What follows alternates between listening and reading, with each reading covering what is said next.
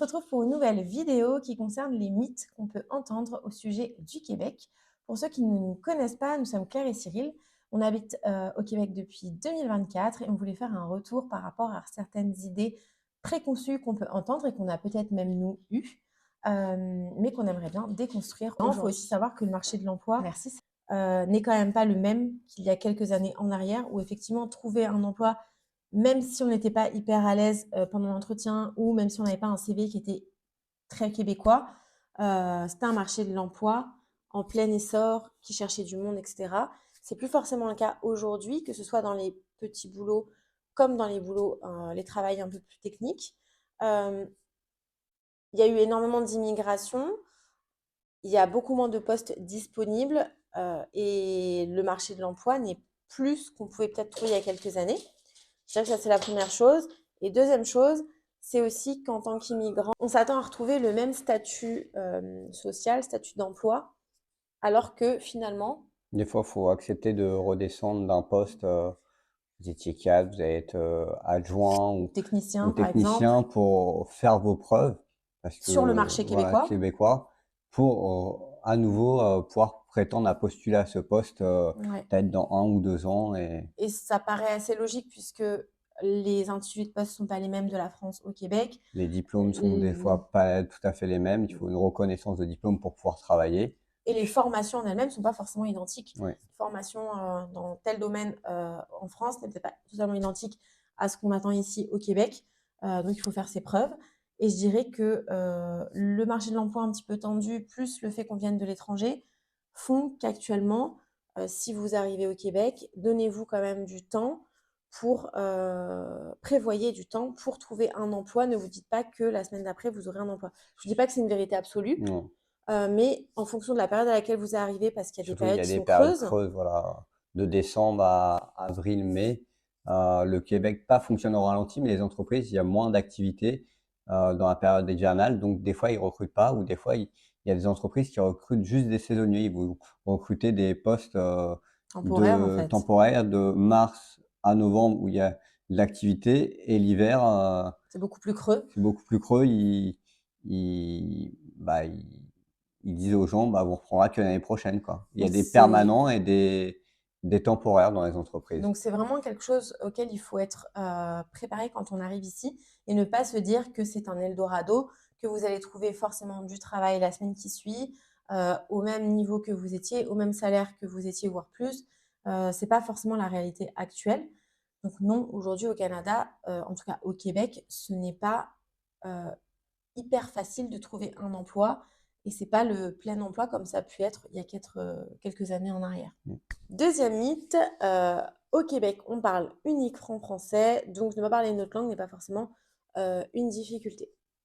Moi, je dirais que tu commences en premier, puisque je pense Ouais, que c'est toi qui as été un peu c'est plus moi qui exposé à étais ça. plus impacté, puisque quand j'ai recherché du travail sur, je suis français, on parle français au Québec, et la loi 101 impose aux entreprises de parler en français en premier avant de parler en anglais. Mais nous sommes dans le bassin de Montréal, et à Montréal, les gens, on va dire 3 quarts de la population est bilingue, Mm. et dans un entretien d'embauche, on vous pose la question: est-ce que vous parlez anglais? Moi, je ne parle pas anglais, et ça m'a fermé 70% des portes facilement, parce qu'on vous demande de parler 2 voire 3 langues pour un emploi. Et même dans les magasins ou les choses comme ça, Mm. si vous allez à Montréal, il y a 50% de chances que vous rentrez dans une boutique, une entreprise, Avec des gens qui parlent pas et français, quoi. qui parlent pas français. Et on va vous parler en plus en anglais en premier, alors que la loi l'interdit. Mm. Et je pense que oui, il y a beaucoup, bah, il y a déjà des gens des autres provinces canadiennes qui sont canadiennes, qui vivent au Québec, donc qui, eux, parlent anglais. Mais oui, je pense que, Il y a aussi des immigrés qui ouais, arrivent et qui maîtrisent plus l'anglais, des gens des Philippines, voilà, que le français, d'Asie, quoi, bah, je pense qu'ils sont sont peut-être plus à plus l'aise à en l'aise anglais. à maîtriser l'anglais que les pays qui viennent d'Amérique du Sud parlent plus souvent français, ou des communautés africaines où le français était une langue Apprise. apprise.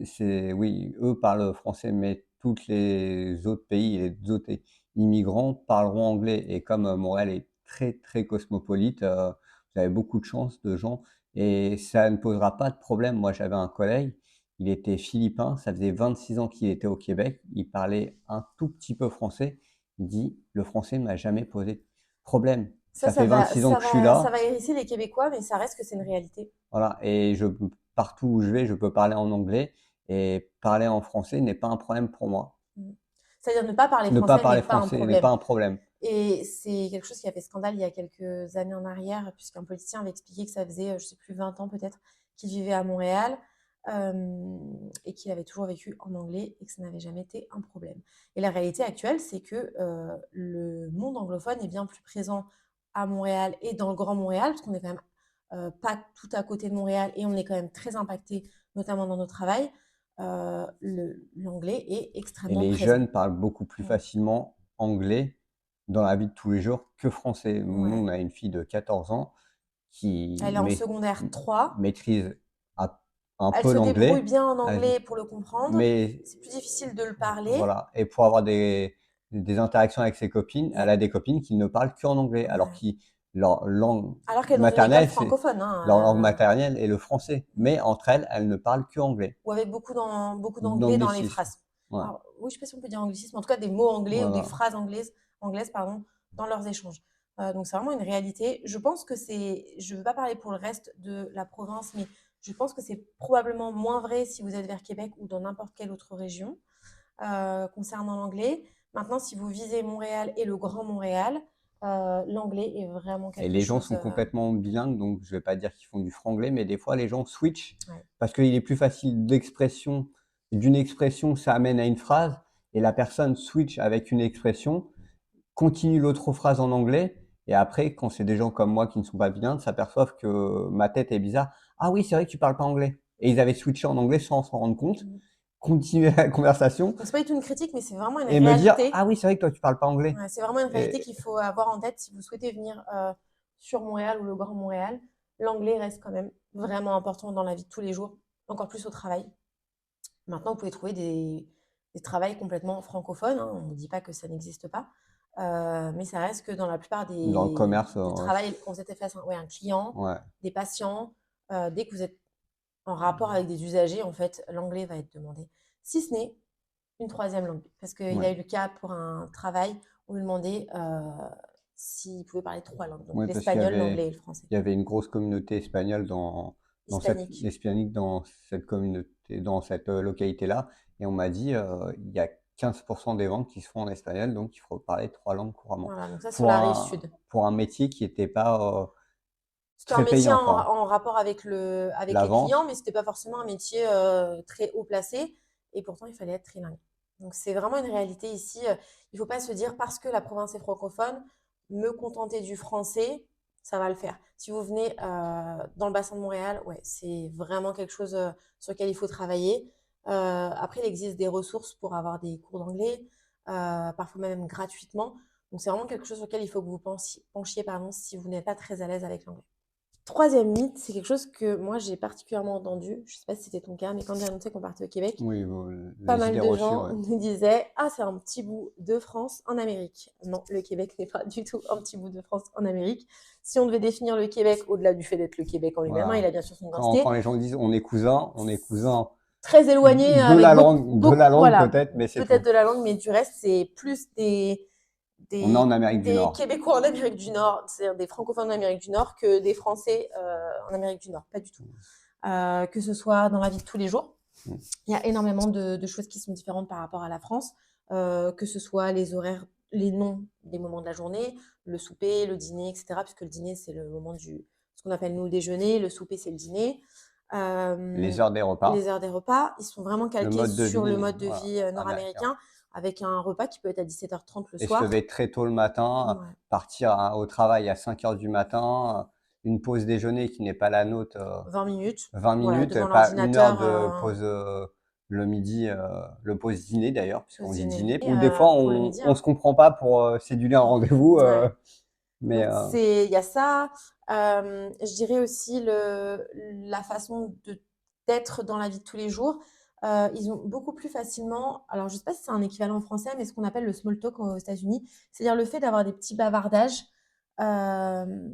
Par exemple, à la caisse, on va vous dire bonjour, est-ce que tu vas bien ou est-ce que ça va bien aujourd'hui? Vous voyez, des espèces de petits moments un peu informels. Ça, je trouve que c'est vraiment particulier à l'Amérique du Nord. On n'a pas vraiment ça en France. Je dis pas que vous n'allez pas dire bonjour à votre caissière, mais vous n'allez pas forcément lui demander comment ça va. Ouais, Et je voilà. suis pas sûre que la caissière demande comment vous allez, sauf si vous la connaissez et que vous la voyez toutes les semaines.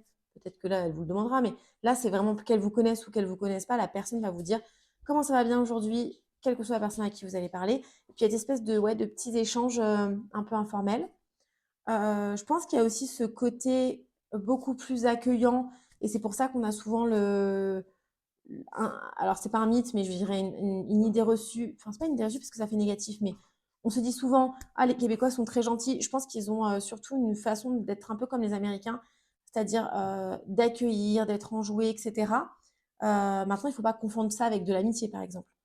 Ils peuvent être très accueillants sans que ça n'aille plus loin, et c'est pas un reproche, hein, c'est vraiment pour vous expliquer que leur façon de penser n'est pas la même qu'en Europe.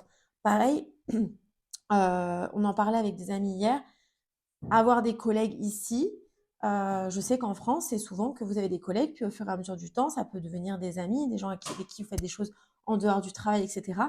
Ici, ça reste que c'est pas la norme Ouais, c'est pas la norme, d'être ouais. comme ça. Je dis pas que ça n'arrivera Vous pas. avez votre gang de chums, Ouais. mais c'est pas des gens de votre travail, C'est pas votre chum de guerre?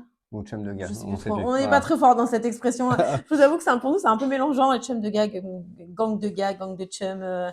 Ma fille derrière se moque de nous parce qu'elle, elle fréquente plus de Québécois et elle sait un peu plus à quoi ça correspond. Mais tout ça pour dire que vous pouvez avoir des gens avec qui vous entendez très bien au travail, mais déjà, vous n'aurez pas forcément d'interaction personnelle.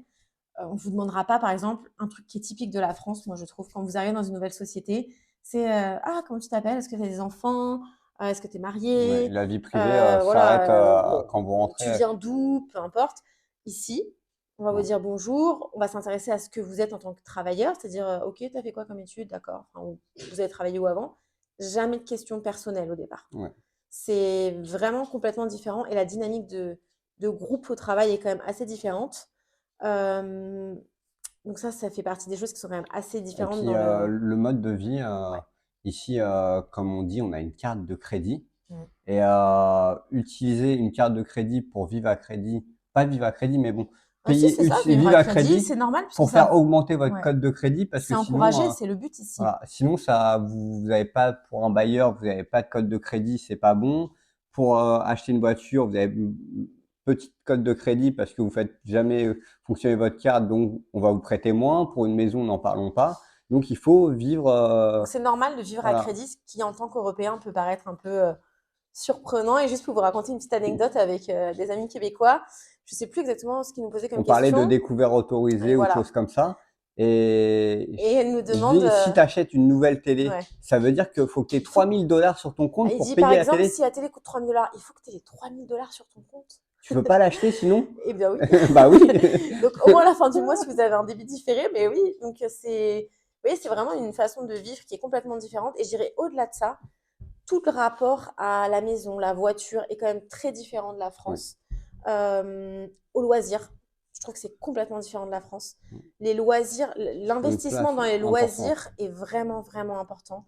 Que ce soit pour les véhicules récréatifs, ça peut être les skidoo, les sidous, tout ce que vous pouvez Les imaginer, bateaux. les bateaux, c'est normal d'avoir ce type d'équipement. Et par contre, il n'y a pas de jalousie. Non. Une personne qui réussit ici, il y a une personne qui va s'arrêter, il va dire, qu'est-ce que tu fais comme job pour Ouais. avoir cette situation? Je veux la même. Et, Personne va rayer votre voiture, et le hein. rapport à l'argent est très Voilà. différent aussi. Je pense que c'est On est moins heureux que caché. Ouais, les voilà. gens, Pas besoin de cacher que vous gagnez bien voilà, votre vie. Au contraire, afficher des signes extérieurs de extérieurs de richesse, richesse peut motiver les autres voilà, à devenir comme vous. à venir comme vous. Donc voilà, c'est vraiment quelque chose de, voilà, typique d'Amérique du Nord, mais aussi leur façon de vivre, c'est-à-dire d'avoir des gros Des gros pick-up alors que pick-up, ils c'est vont juste au normal. job avec, hein, mais Voilà. tout le monde a un Dodge Ram ou un F-150, alors qu'ils font juste les petits skis avec. Ils sont pas dans le C'est bâtiment, ils ont pas d'entreprise, mais c'est c'est ça, normal. c'est le rêve américain, Donc, quoi. ouais, c'est vraiment quand on dit rêve américain au sens continent,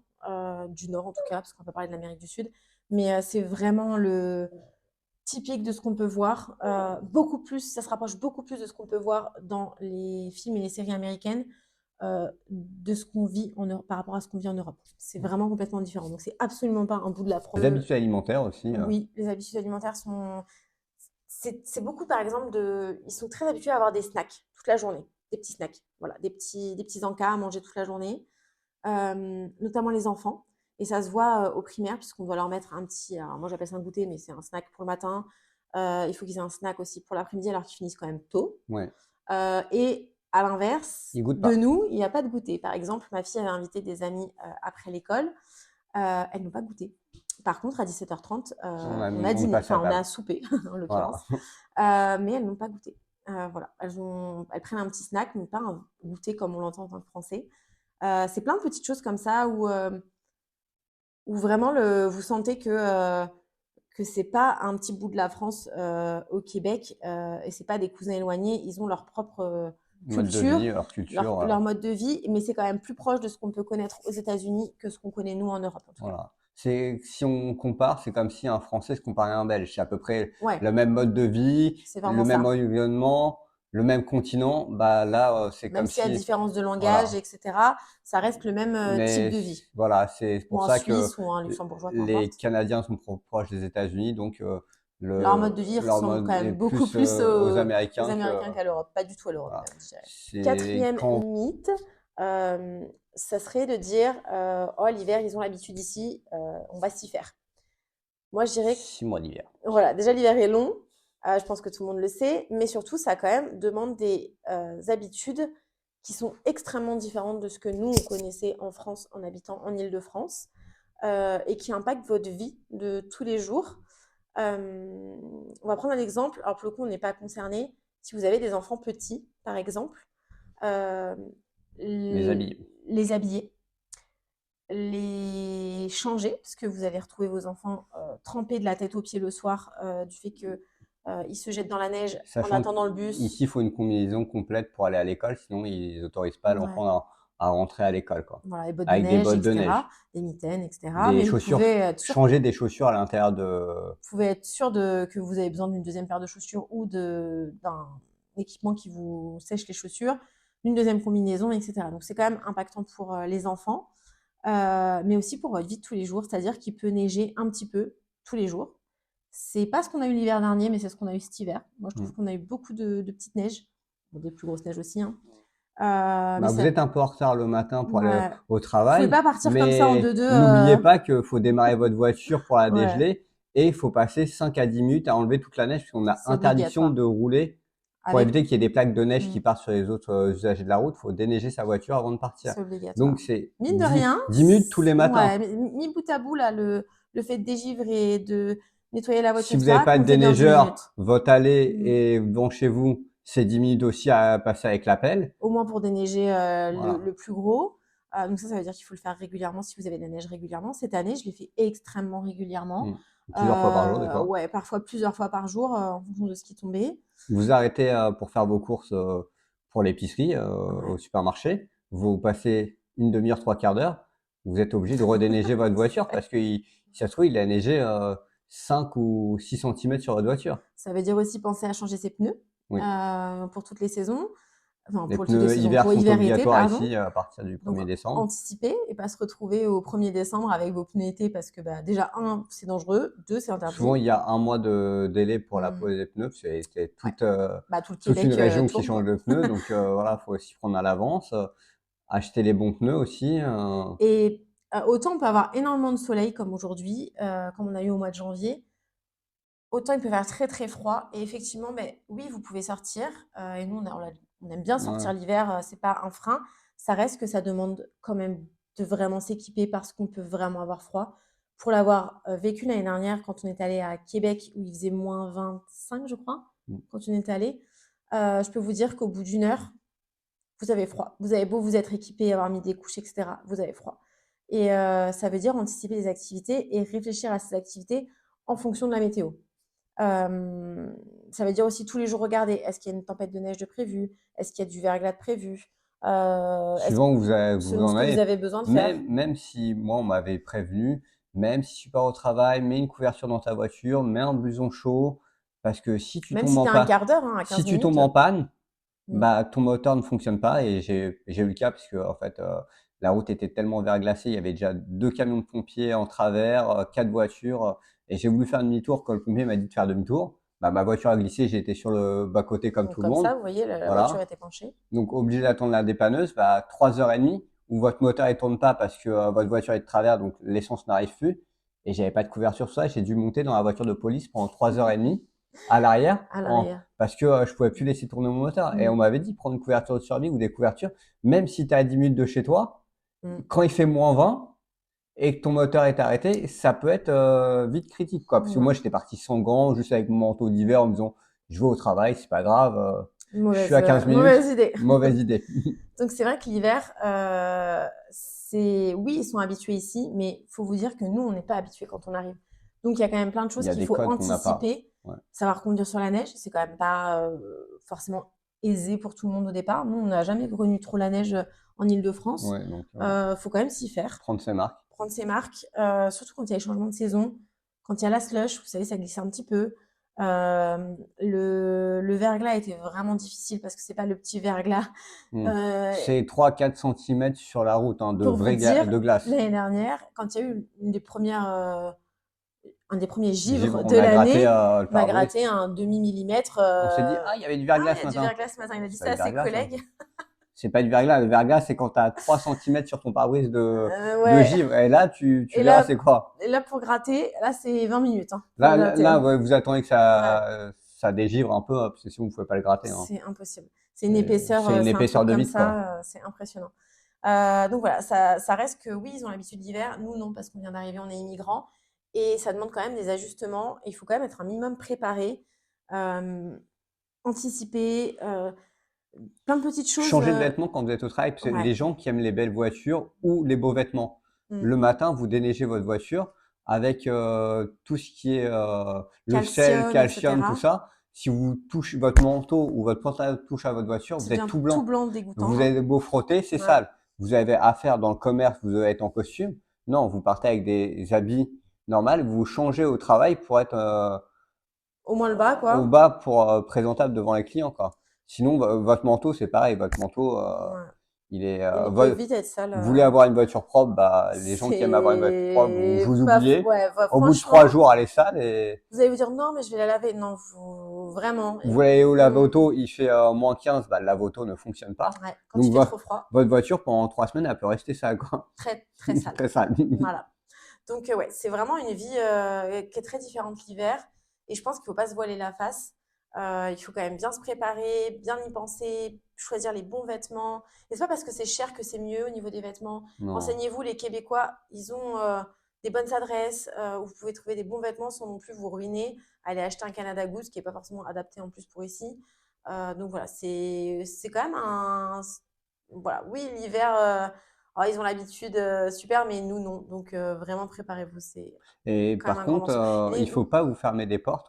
L'hiver, on hiberne pendant 6 mois. Non, Non, par contre il y a non. plein d'activités, Ouais. extérieures, des activités d'hiver. Il faut s'acclimater aux activités d'hiver, aller faire des raquettes, aller faire du ski de fond, Par aller faire contre, des descentes de il luge. faut se préparer quoi. Mais ouais, Faut faut être bien vraiment, équipé. être bien Mettre équipé, des chaufferettes dans vos mmh, chaussures et dans vos gants parce que quand vous partez en randonnée, c'est mais frisky. il y a des belles choses à faire le Mmh. week-end pour, Ouais apprécier l'hiver et pas être en somnolence jusqu'à l'été. et je dirais aussi une dernière chose, si vous partez pas parce qu'ici ils partent beaucoup, dans le sud, à la période hivernale, Dans le sud, c'est en Amérique du Sud. en Amérique du Sud, tout ce qui est sud, à partir de la Floride quoi. Hem Faut pas hésiter à prendre des vitamines parce que l'hiver quand même peut être long.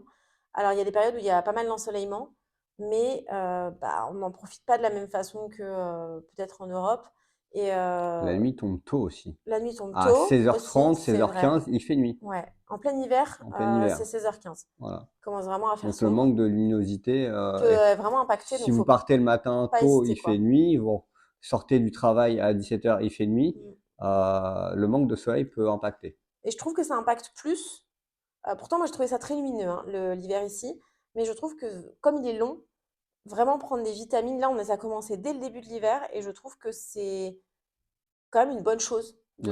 de prendre des vitamines tout au long de l'hiver pour tout, pour le moral, l'énergie, OK. etc. Dernière idée reçue, donc la cinquième, c'est de se dire que déménager à l'étranger, c'est un peu comme déménager D'une autre région. dans une autre région et ça va se passer assez vite et on va s'adapter. Oui, dans l'absolu, vous allez vous adapter. Maintenant, je trouve que ça demande un temps d'adaptation qui est quand même assez long et auquel il faut être préparé et pas se dire je vais en quelques semaines retrouver mes habitudes parce qu'en vrai, je pense qu'il faut vraiment des mois Mmh. pour retrouver vos habitudes, que ce soit alimentaires, vos habitudes de vie, retrouver un cercle pour vos relations. C'est quand même un changement énorme. Et en plus, vous arrivez dans un endroit qui n'a pas les mêmes codes de vie que vous. Et c'est vraiment quelque chose qui demande un temps d'adaptation.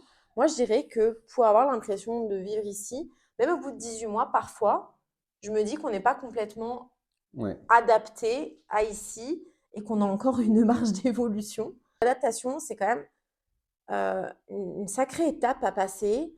Ça peut être dans le travail, parce que c'est quand même une façon de travailler qui est très différente, que ce soit dans le management qui est plutôt horizontal que vertical, les relations avec les collègues comme on discutait, l'autonomie qu'on vous laisse, la confiance qu'on vous met, mais aussi le fait qu'on peut plus facilement vous dire merci, au revoir Mmh. Il y a pas de dans le contrat de travail travail. ici, il y a pas de CDI. Voilà, la façon de se loger, c'est quand même une autre dynamique aussi, les histoires de bail, de De baux, 1 pardon, an. à l'année.